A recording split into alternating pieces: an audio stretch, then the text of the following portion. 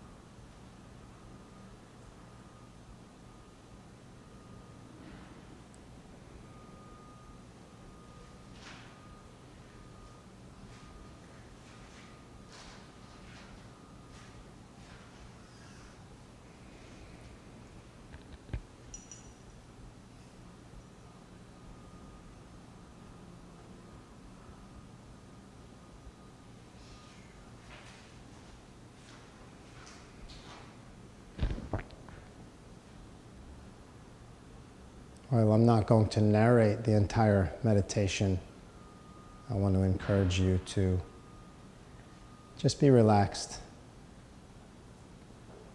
Put on some incense or a candle. Be comfortable. There's no right or wrong way to do this. Do what you know if you have a format that you're already familiar with. The key is to stay focused on your breathing and to just let thoughts go. Not to get lost in your mind.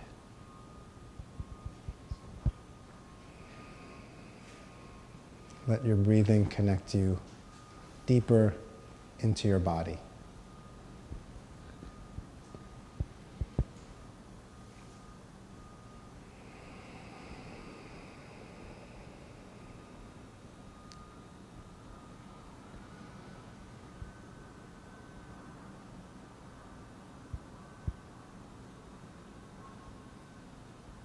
Try to breathe deep into your belly. Hold it there for a bit. And gently release with no pressure and no strain.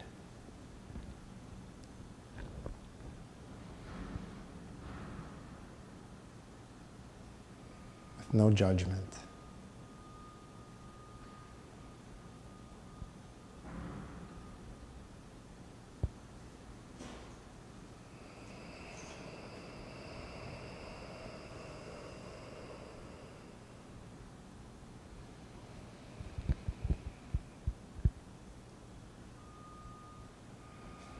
Eyes open or closed,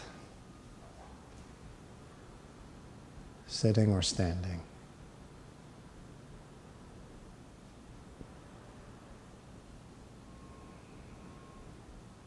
It's okay to move or shift your position if needed. Just be comfortable.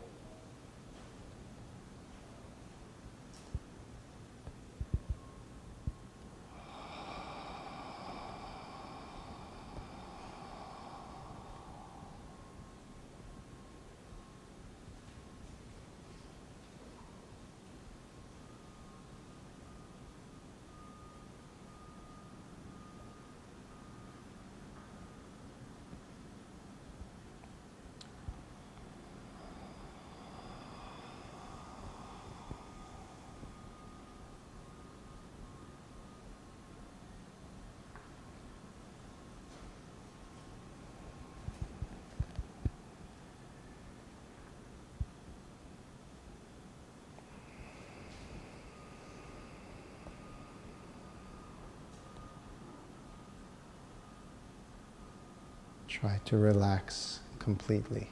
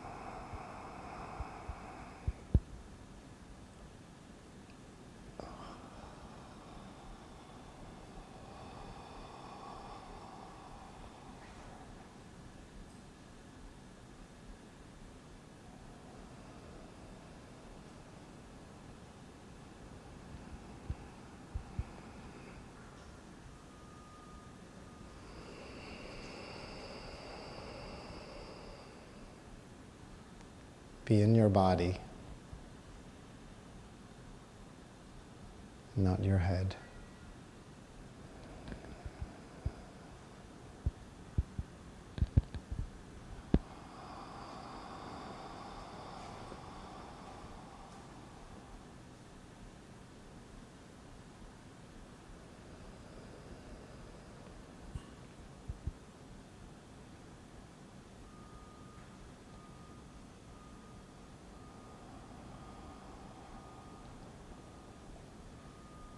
helps you, you can put your hand on your chest, your heart, or your stomach.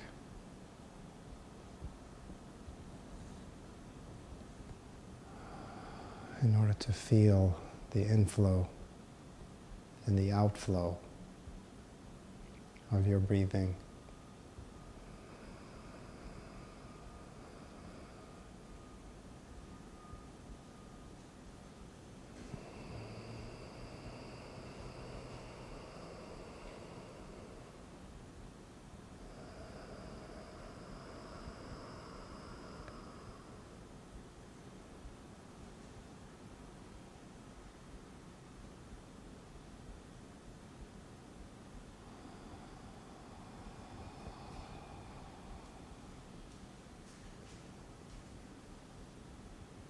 Just be here.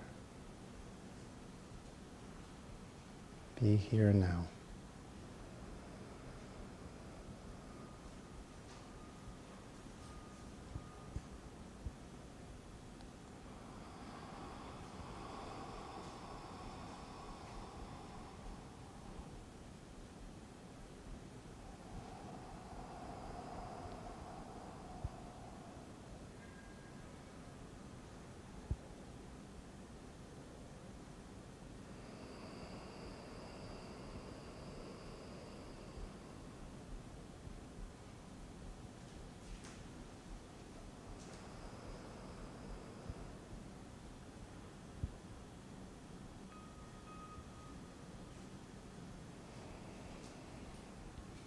Let everything else go.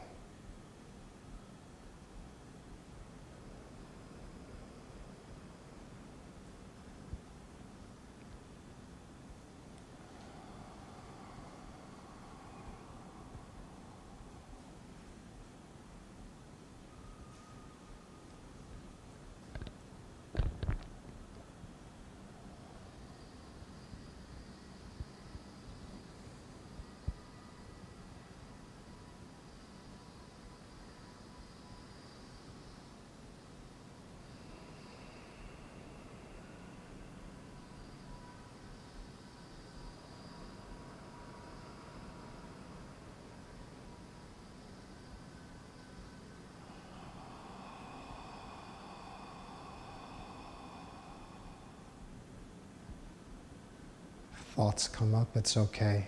Just let them float by.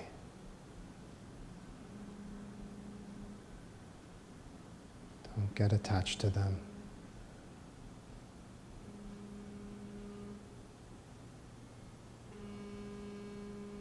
And if sounds come up, just let them go.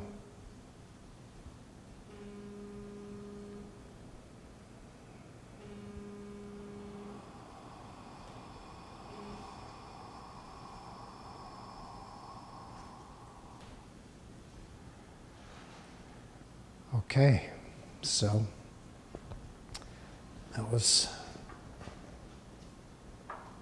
a 10-minute meditation, which was, if we were present for it, timeless.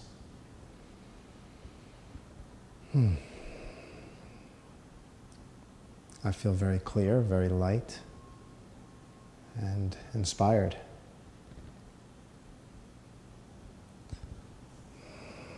Sometimes when I meditate like that, either on my own or in a group, there's several groups and organizations that I am part of and participate with where we do this type of work, this type of consciousness-raising work together. And it's a really special experience, a different experience when we do such a thing on our own and with different people and groups.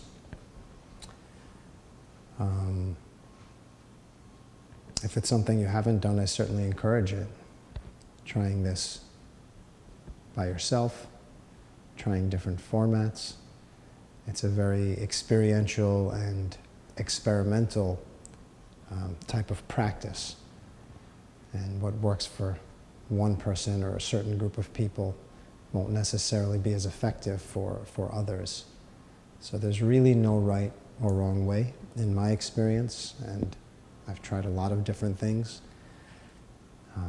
And even the things that I prefer to do to meditate and get centered changes over time, which is interesting.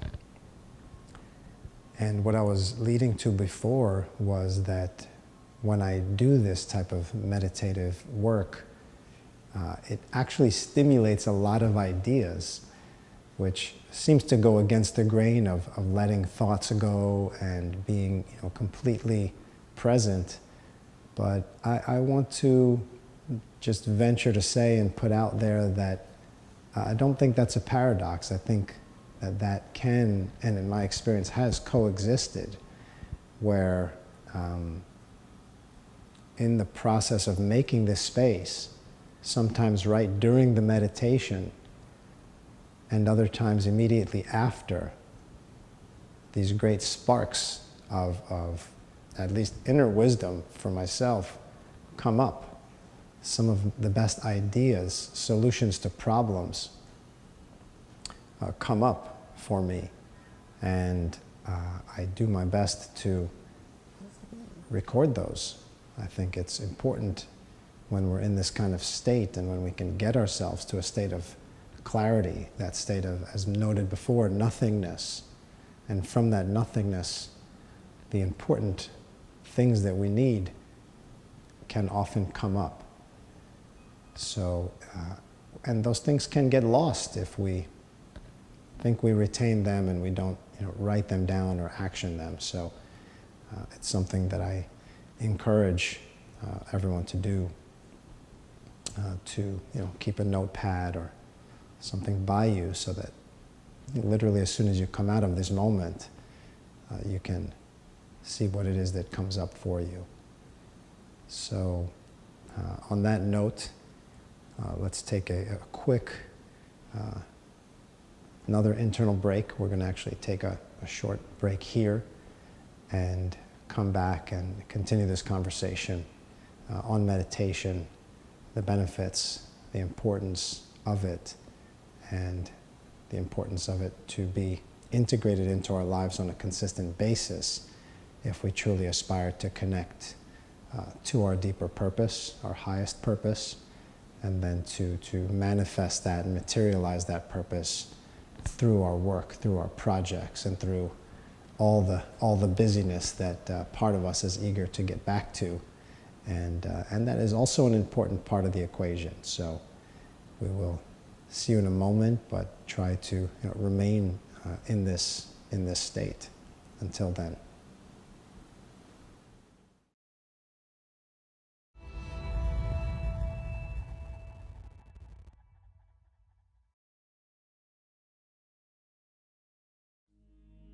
In India, 50% of our population lives on less than $2 a day, and they have no access to any kind of public health system which can take care of them. 100 years after the first heart surgery, less than 20% of the world's population can afford it.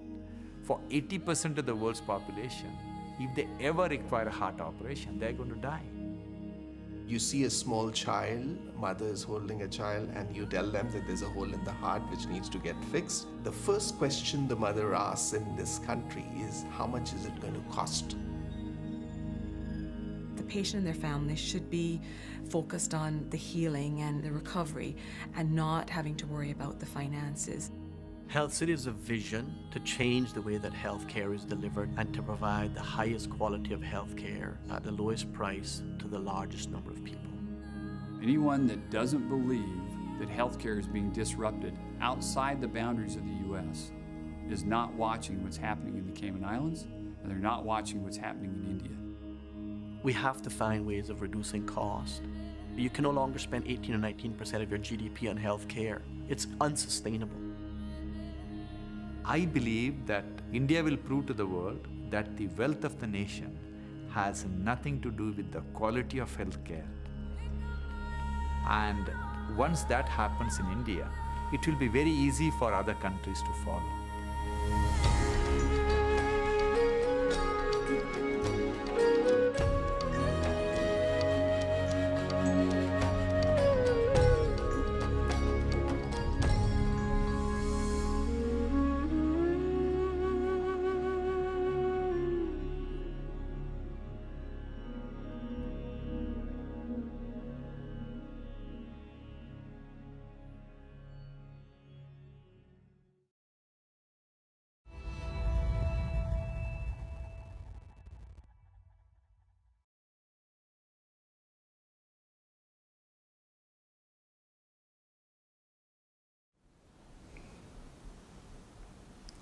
So I hope we've been able to maintain at least some of the state of calmness and centeredness that we achieved during our brief meditation.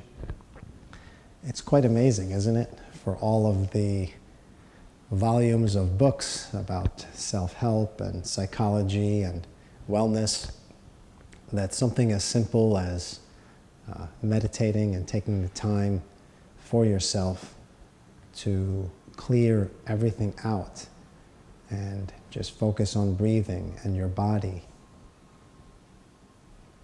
and detaching from endless thoughts can be as uplifting as the most complex ideas and solutions that people can think about. So what came up for me, and during the break I just wrote 5 things down on my little table notepad here. And now, while we started the show without any agenda or any type of plan, the inspiration came up in me through the meditation to discuss some of these topics. So that first point of just pure simplicity and keeping things simple and really keeping in check that part of our brain and that part of us, our intellect, that wants to sometimes, and I speak for myself, wants to overcomplicate things and go down all these rabbit holes and think about 100 different scenarios and potential outcomes, and it's like a endless pattern and pathway that doesn't really ever get reconciled. And not that it's not good to ruminate on things. It's interesting that the word to meditate, when someone says, hey, meditate on this, it means really ruminate, think about it, which can really get into that part of our brain that wants to go in a number of directions. So I find it language interesting because there's a word like meditate, which could mean multiple things. But I believe when we meditate in a deeper internal sense, we can do both. It doesn't mean we have to keep our mind clear and blank all day. It just means that we're decluttering and we're centering, we're grounding ourselves so that the thoughts and the contemplation that we do can come from a deeper place and can tap into, go beyond just the purely intellectual brain into kind of an intuitive part of ourselves and see what comes forward from that. So that simplicity is the first note. The second thing on the list here is, what I wrote down is keeping it with you throughout the day. So another form of meditation is prayer.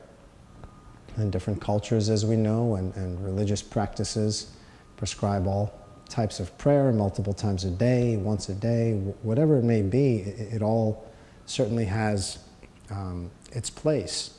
And that is part of the brilliance, I think, of multiple times a day meditation or prayer, because it's easy to lose once you have a certain nice feeling or vibration, and then you take the subway to work and you have to deal with 1,000 people on the street and all the noise of most modern societies, which are in big cities like this one, Jersey City and New York City.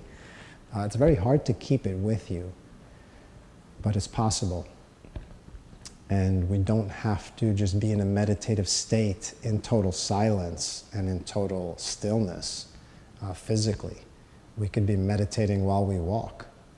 Sometimes when I'm walking, even on a crowded street, I'll just close my eyes and put my hand, on my heart and try to walk a little bit slower instead of the rat race mode that we can kind of unconsciously get into. So keeping it with you, there's a few tips and tricks we can give on that, but the general concept is to just check in with yourself throughout the day and realize that even as you're talking, like right now as I'm talking, it can be very easy for me to go into my head and lose myself in the mental realm of ideas without maintaining my anchor. And so to keep it with you, I would just say one of the keys would be to have a multi-meditation day, not just morning or night. And all it has to be is 2 minutes, 5 minutes. Set an alarm on your phone. Find a quiet place to go to. If you don't have your own office at work, go into the bathroom, take a walk.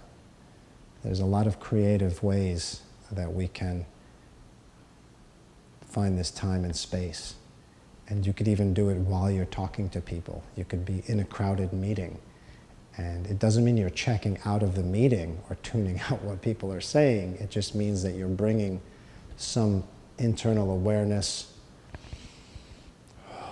some breathing, slowing down your speech, and you can do it anywhere, at any time. So keeping it with you, also in line with that, consistency is important. And what I notice is that if I skip meditating and having these kind of check-ins for too many days in a row, or just even one day at times, it doesn't mean my whole life is going to fall apart on those days, but there's a subtle quality that others may not feel, or some may, those that are sensitive or those that know me well, that I'm rushed, or that I'm tired, or just seem distracted. Whereas when these practices are done consistently in me and in others, other people can feel it. And plus, it makes my day and what I get done actually a lot more effective and more fulfilling. The next note, as I mentioned before the break, is to write things down, whatever format you're comfortable with. Good old-fashioned pen and paper, notepad, whiteboards. As you'll see in our studio, we pretty much have floor-to-ceiling whiteboards all the way around, because creativity and ideation really has no limits and no boundaries. So I always had problems with those small little whiteboards on easels where you run out of space. Here we run out of space as well, but there's a lot more space to deal with. So I enjoy the whiteboard framework, but you might like Evernote or OneNote, or Dropbox Paper has a good product. There's a lot of cool technology applications that can help you track the best ideas that come out of your meditative, quiet, centering periods. And for me, I could say, bar none, throughout my life, all of my best ideas and all of the solutions to keep critical problems have either come through dreams that I've had while sleeping, which is essentially a deep form of meditation, or conscious waking state meditations.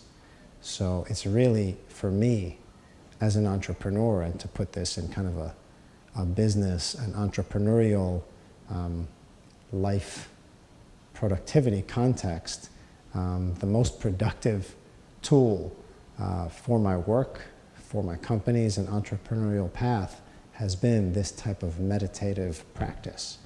So this isn't just some kind of esoteric, detach from life and go sit on a mountaintop type of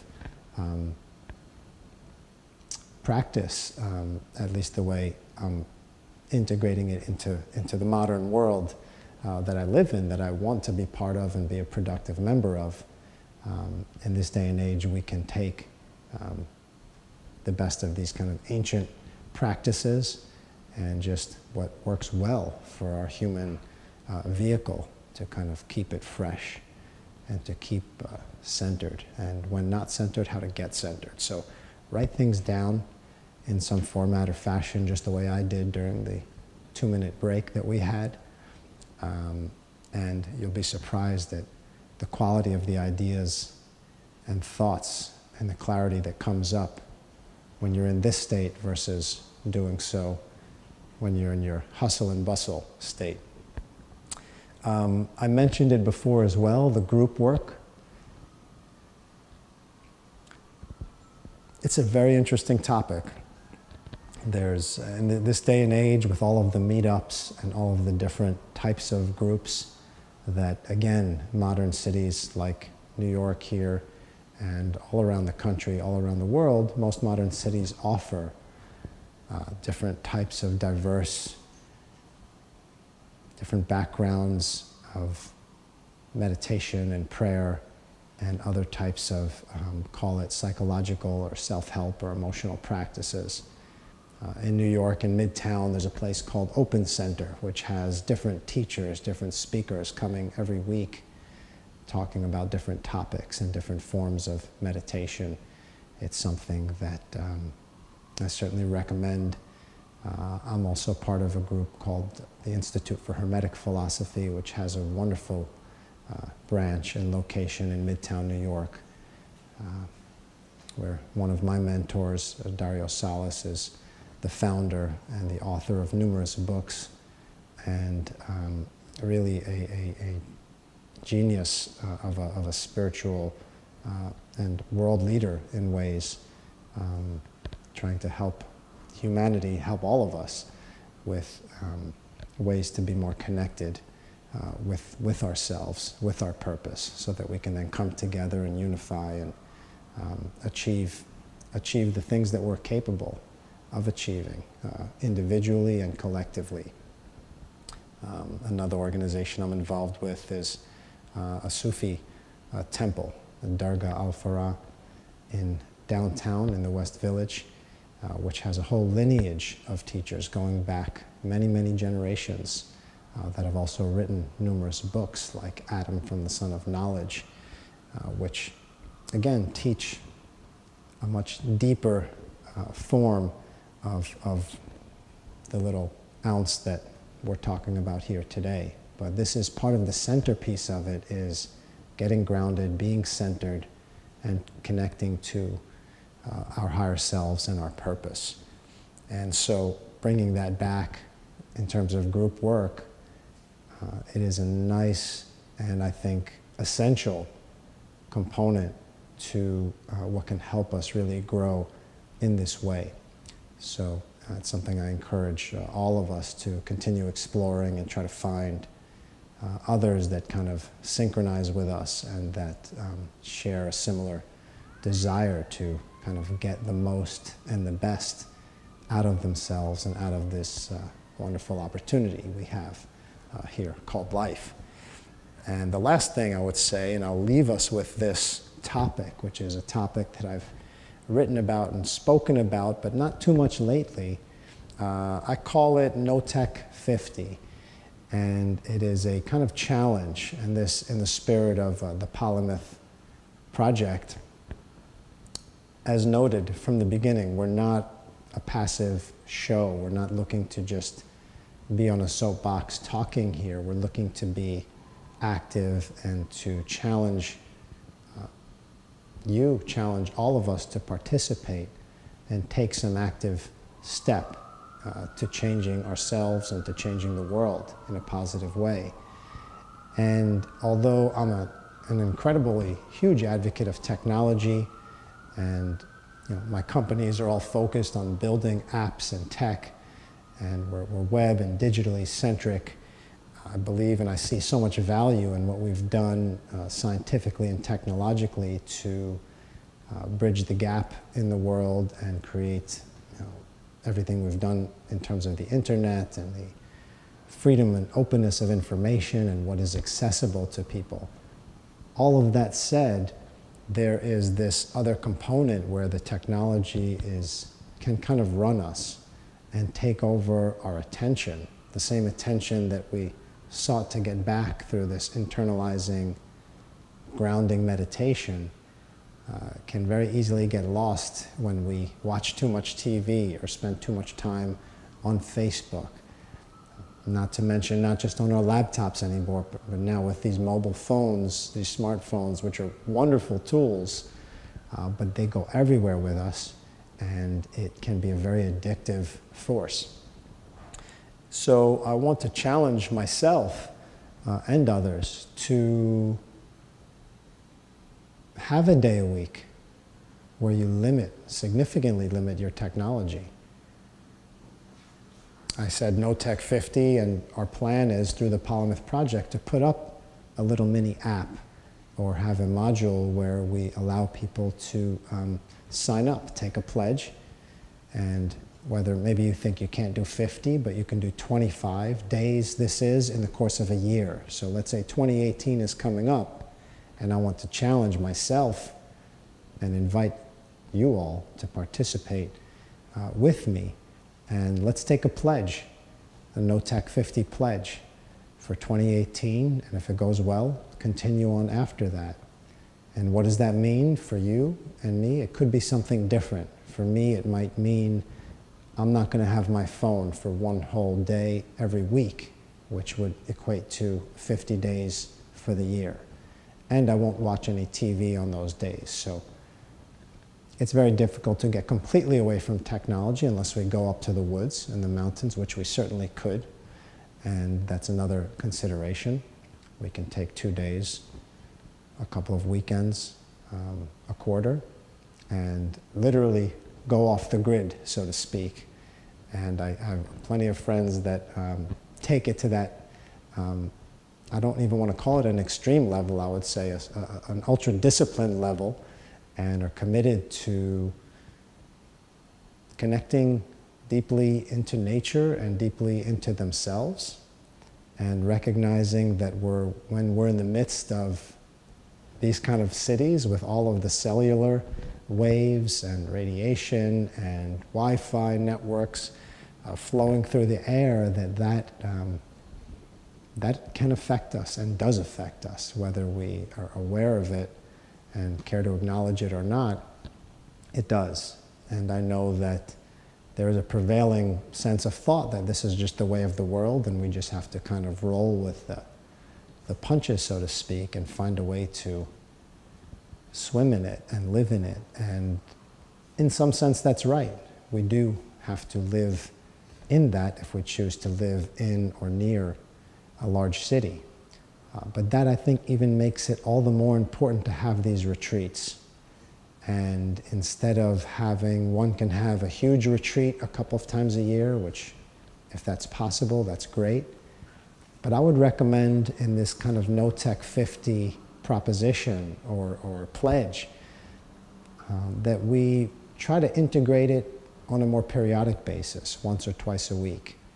And you have to define what that means for you, and then see what comes up and what you will do with that extra time and energy that you're not, connecting to whatever form of technology that you will commit to limiting during this low-tech, no-tech time period. So I'm really happy that that's what came up during the earlier meditation, and that I've had a chance to actually share that with you, because this is actually an idea that's been with me for some time and that I've practiced in various forms myself.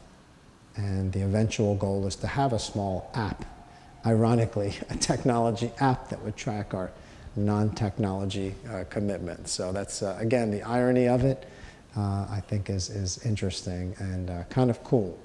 And again, it's a cool theme that there is space for multiple sides of a situation, and not everything is always so black and white. And I'm going to leave us on that note with the No Tech 50 challenge. And I hope that, again, what we've been able to gain, and I know that speaking to myself and for myself, what we have gained here in the last 30 minutes, and what I've been able to do to kind of center and ground myself, and then have this wonderful interaction is something that I'll look to take forward into the rest of the day. So I hope that everyone who's online now has a wonderful day, a wonderful weekend, and I look forward to being with you again next week. Take care.